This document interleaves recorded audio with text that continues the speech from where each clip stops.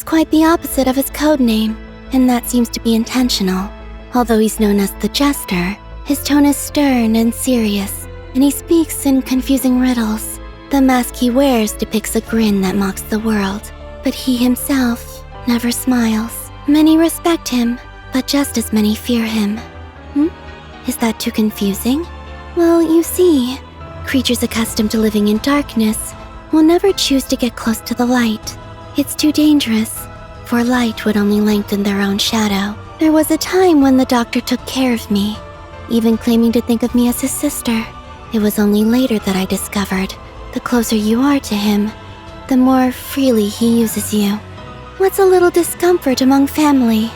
We endure for each other, surely. That's how he thought of things, and I could tell he meant it, but I didn't want to have to endure expectations like that. They took me back to my first home, and the eyes staring up at me from beneath the altar, so full of greed. The House of the Hearth is home to many children, and it can get quite noisy. The first time I heard them call Arlecchino father, I thought it was a rule that had to be followed there. So, the next time she passed by, I used that title as well. That's when I learned just how quiet the House of the Hearth could become. I can teach you to talk just like him. All you have to do is combine the words money, that darn Pantalone, and mark my words. Here, I'll show you. Where's the money? Mark my words. I'm going to kill that darn Pantalone. Or, that darn Pantalone is going to cough up the money. Mark my words. See? Isn't that fascinating? I wonder, does the key on her back ever stop turning? Does it change direction? Does she remove it when she sleeps? How does she roll over? I've been curious about that key ever since I first met her, but since we weren't close then, it didn't seem right to just go up and touch it.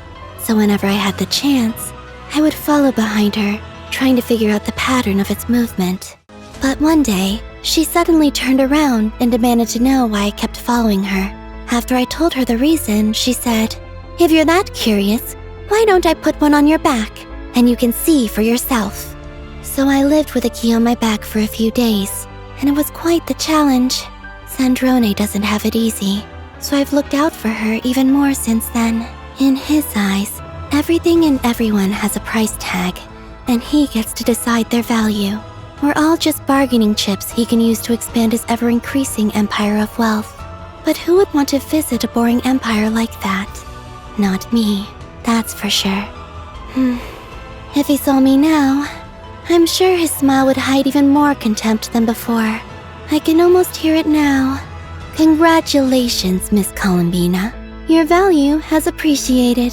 I've heard he has a good relationship with his family. They go camping together and have barbecues by the lake. Sandrone says he's the harbinger who lives most like an ordinary person. I don't really understand ordinary people, but that kind of life sounds nice to me. The first time I sang in the gardens of Zapoliarni Palace, the Tsaritsa happened to pass by.